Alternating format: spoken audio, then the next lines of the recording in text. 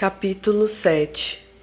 Agora, quanto às perguntas que vocês me fizeram em sua carta, digo que é bom que o homem não toque em mulher. Mas, uma vez que há tanta imoralidade sexual, cada homem deve ter sua própria esposa e cada mulher seu próprio marido. O marido deve satisfazer as necessidades conjugais de sua esposa, e a esposa deve fazer o mesmo por seu marido. A esposa não tem autoridade sobre seu corpo, mas sim o marido. Da mesma forma, não é o marido que tem autoridade sobre seu corpo, mas sim a esposa.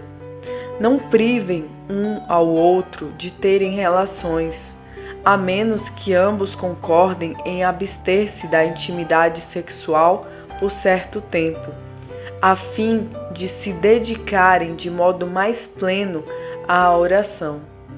Depois disso, unam-se novamente, para que Satanás não os tente por causa de sua falta de domínio próprio. Digo isso como concessão, e não como mandamento. Gostaria que todos fossem como eu, mas cada um tem seu próprio dom, e concedido por Deus. Um tem este tipo de dom, o outro aquele. Portanto, digo aos solteiros e às viúvas: é melhor que permaneçam como eu.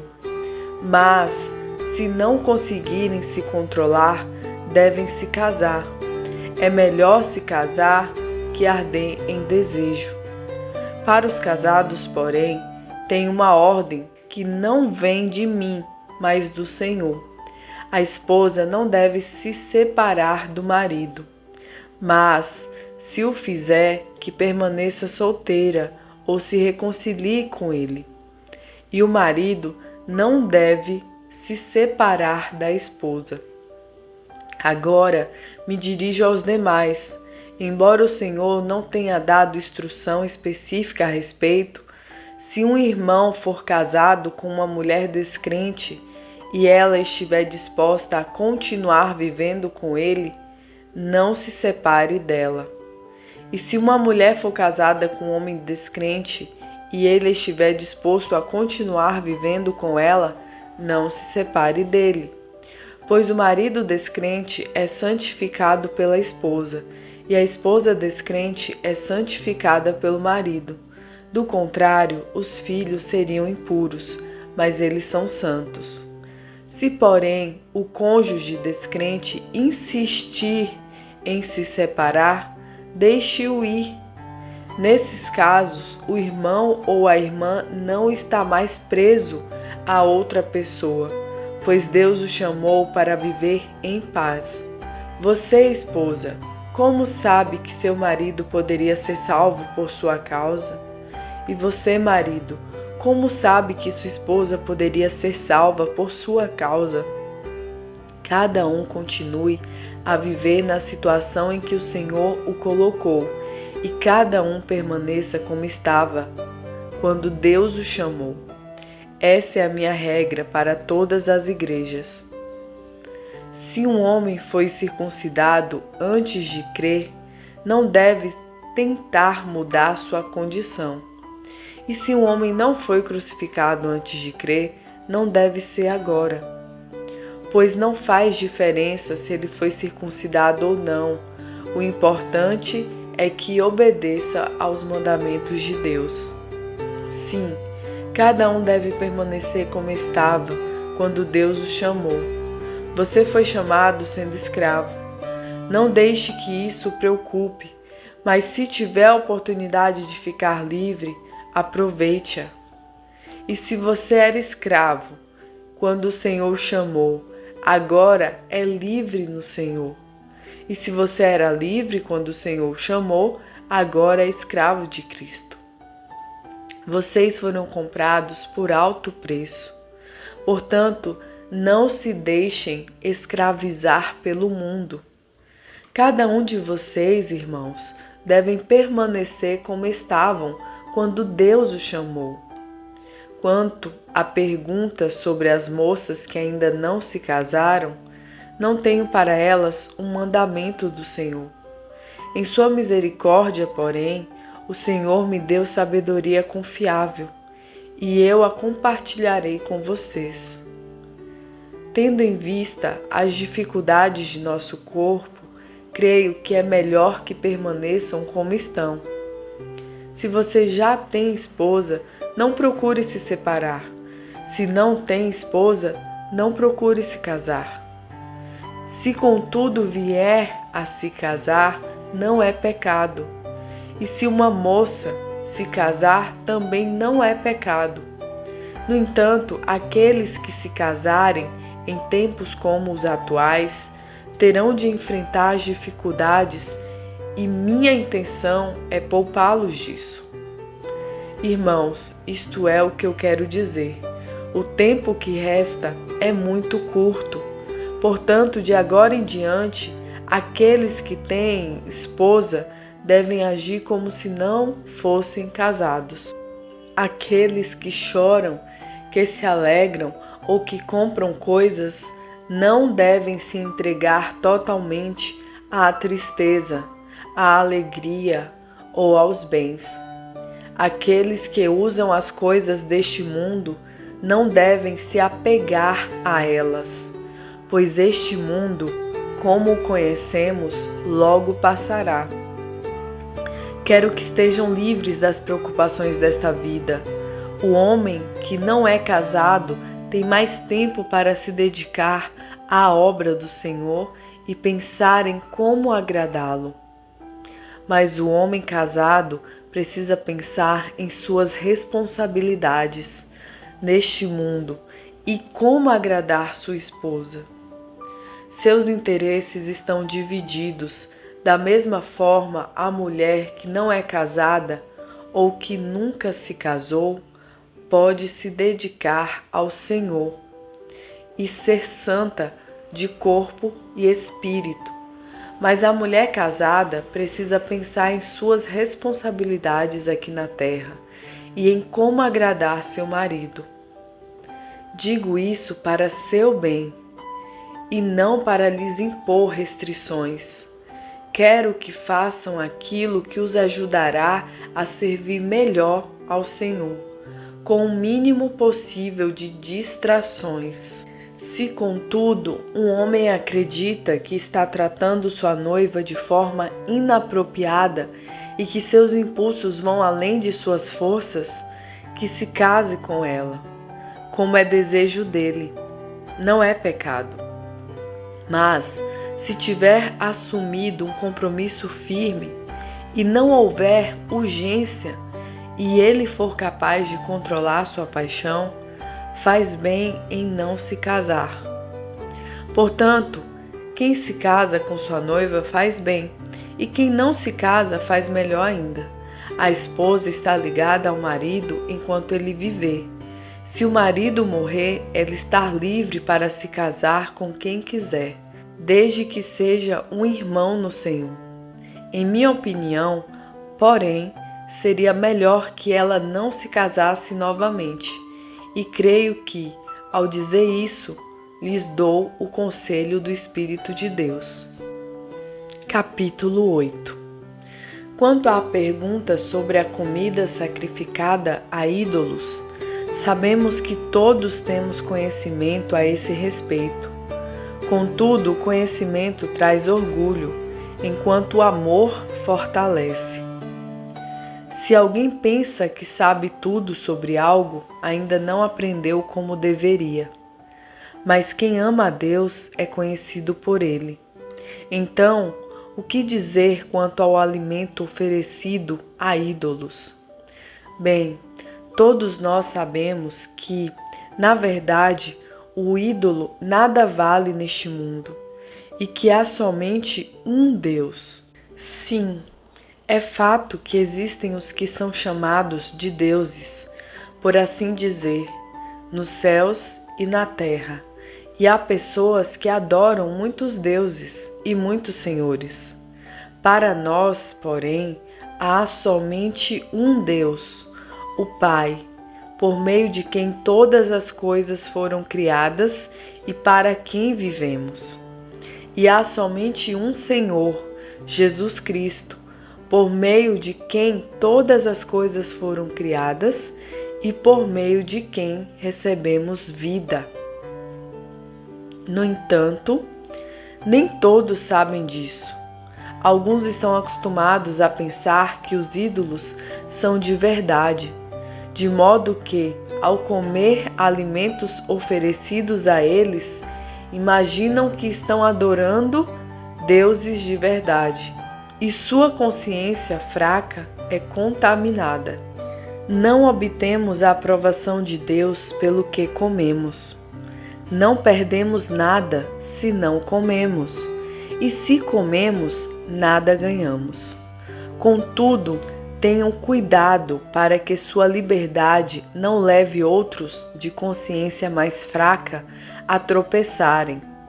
Pois se alguém vir você, que diz ter um conhecimento superior, comer no templo de um ídolo, acaso não será induzido a contaminar a própria consciência ao ingerir alimentos oferecidos a ídolos?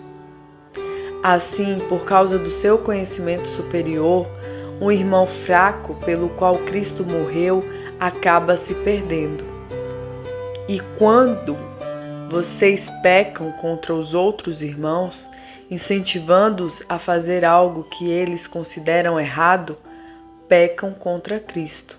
Portanto, se aquilo que eu como faz um irmão pecar, nunca mais comerei carne, pois não quero fazer meu irmão tropeçar. Capítulo 9. Acaso não sou livre como qualquer outro? Não sou apóstolo? Não vi Jesus, nosso Senhor, com meus próprios olhos? Não são vocês resultado de meu trabalho no Senhor? Mesmo que outros pensem que não sou apóstolo, certamente o sou para vocês. Vocês mesmos são prova de que sou apóstolo do Senhor. Esta é minha resposta aos que questionam minha autoridade. Acaso não temos o direito de receber comida e bebida por nosso trabalho? Não temos o direito de levar conosco uma esposa crente, como fazem os outros apóstolos e como fazem os irmãos do Senhor e Pedro? Ou será que só Barnabé e eu precisamos trabalhar para nos sustentarmos? Que soldado precisa pagar pelas próprias despesas? Que agricultor planta uma videira e não tem o direito de comer de seus frutos? Que pastor cuida de um rebanho e não tem permissão de tomar de seu leite? Será que expresso apenas uma opinião humana ou a lei diz o mesmo? Pois está escrito na lei de Moisés: não amordaçem o boi para impedir que ele coma enquanto trilha os cereais. Deus estava pensando apenas nos bois quando disse isso? Será que na verdade não estava se referindo a nós? Sim, essas palavras foram escritas a nosso respeito e, portanto, quem ara e quem trilha o cereal deve ter a esperança de receber uma parte da colheita.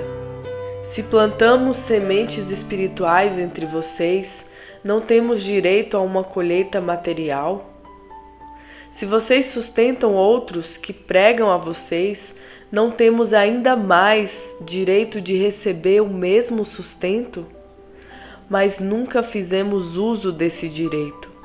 Preferimos suportar qualquer coisa a fim de não sermos obstáculo para as boas novas a respeito de Cristo.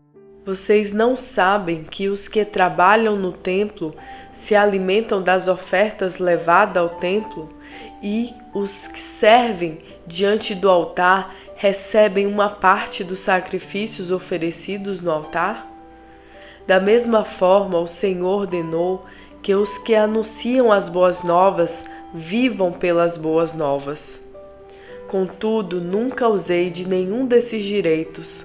Não escrevo isso para sugerir que desejo agora começar a fazê-lo.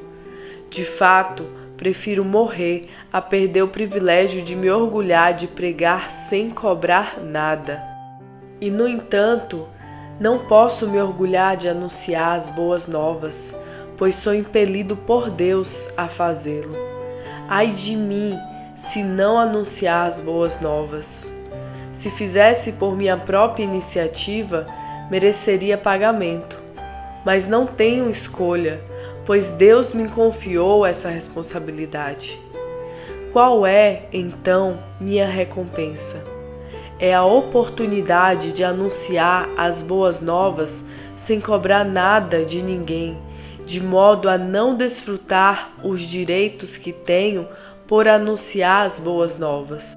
Embora eu seja um homem livre, fiz-me escravo de todos para levar muitos a Cristo. Quando estive com os judeus, vivi como os judeus para levá-los a Cristo. Quando estive com os que seguem a lei judaica, vivi debaixo dessa lei.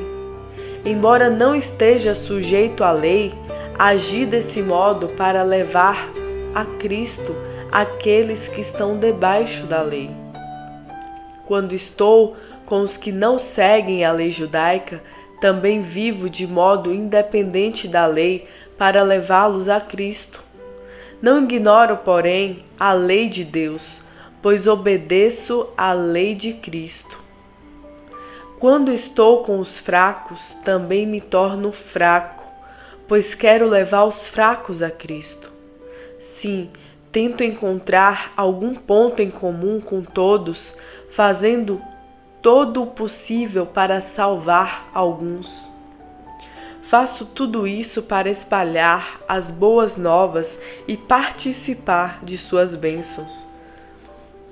Vocês não sabem que numa corrida todos competem, mas apenas um ganha o prêmio?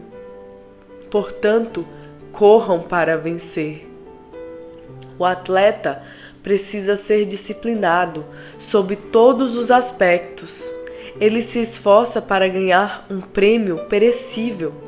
Nós, porém, o fazemos para ganhar um prêmio eterno. Por isso, não corro sem objetivo, nem luto como quem dá golpes no ar. Disciplino meu corpo como um atleta, treinando para fazer o que deve, de modo que, depois de ter pregado a outros, eu mesmo não seja desqualificado. Capítulo 10. Irmãos, não quero que vocês se esqueçam do que aconteceu muito tempo atrás, quando nossos antepassados foram guiados por uma nuvem que ia adiante deles e atravessaram o mar. Na nuvem e no mar, todos foram batizados como seguidores de Moisés. Todos comeram do mesmo alimento espiritual e todos beberam da mesma água espiritual, pois beberam da rocha espiritual que os acompanhava, e essa rocha era Cristo. No entanto, Deus não se agradou da maioria deles, e seus corpos ficaram espalhados pelo deserto. Tais coisas aconteceram como advertência para nós, a fim de que não cobicemos o que é mal, como eles cobiçaram, nem adoremos ídolos, como alguns deles adoraram. Segundo as Escrituras, todos comeram e beberam e se entregaram à farra. E não devemos praticar a imoralidade sexual, como alguns deles praticaram, e morreram 23.000 pessoas num só dia. Também não devemos pôr Cristo à prova, como alguns deles puseram, e foram mortos por serpentes. E não se queixem, como alguns deles se queixaram, e foram destruídos pelo anjo da morte. Essas coisas que aconteceram a eles nos servem como exemplo. Foram escritas como advertência para nós, que vivemos no fim dos tempos. Portanto, se vocês pensam que estão de pé, cuidem para que não caiam. as tentações em sua vida não são diferentes daquelas que outros enfrentaram. Deus é fiel e Ele não permitirá tentações maiores do que vocês podem suportar. Quando forem tentados, Ele mostrará uma saída para que consigam resistir. Portanto, meus amados, fujam do culto aos ídolos. Vocês são pessoas sensatas. Julguem por si mesmos se o que digo é verdade. Quando abençoamos o cálice à mesa, não participamos do sangue de Cristo? E quando partimos o pão, não participamos do corpo de Cristo? E embora sejamos muitos, todos comemos do mesmo pão, mostrando que somos um só corpo. Pensem no povo de Israel. Acaso os que comiam dos sacrifícios não partilhavam do mesmo altar? Então, o que estou tentando dizer? Que a comida oferecida a ídolos tem alguma importância? Ou que os ídolos são deuses de verdade? De maneira nenhuma. Estou dizendo que esses sacrifícios são oferecidos a demônios e não a Deus. E não quero que vocês tenham parte com demônios. Vocês não podem beber do cálice do Senhor e também do cálice de demônios. Não podem participar da mesa do Senhor e também da mesa de demônios. Acaso nos atreveremos a despertar o ciúme do Senhor? Somos mais fortes que Ele? Tudo é permitido, mas nem tudo convém. Tudo é permitido, mas nem tudo traz benefícios. Não se preocupem com seu próprio bem, mas com o bem dos outros. Portanto, vocês podem comer qualquer carne que é vendida no mercado, sem questionar nada por motivo de consciência, pois do Senhor é a terra e tudo que nela há. Se um descrente os convidar para uma refeição, aceitem o convite se desejarem. Coma o que lhes oferecerem, sem questionar nada por motivo de consciência. Mas se alguém lhes disser, esta carne foi oferecida a um ídolo, não a coma por respeito à consciência da pessoa que os avisou. Talvez não seja uma questão de consciência para vocês, mas o é para outra pessoa. Afinal, por que minha liberdade deve ser limitada por aquilo que os outros pensam? Por que serei eu condenado se comer algo pelo qual dei graças a Deus? Portanto, quer vocês comam, quer bebam, quer façam qualquer outra coisa, façam para a glória de Deus.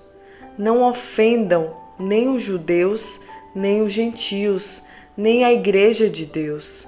Assim como também eu procuro agradar a todos em tudo o que faço, não faço apenas o que é melhor para mim. Faço o que é melhor para os outros, a fim de que muitos sejam salvos.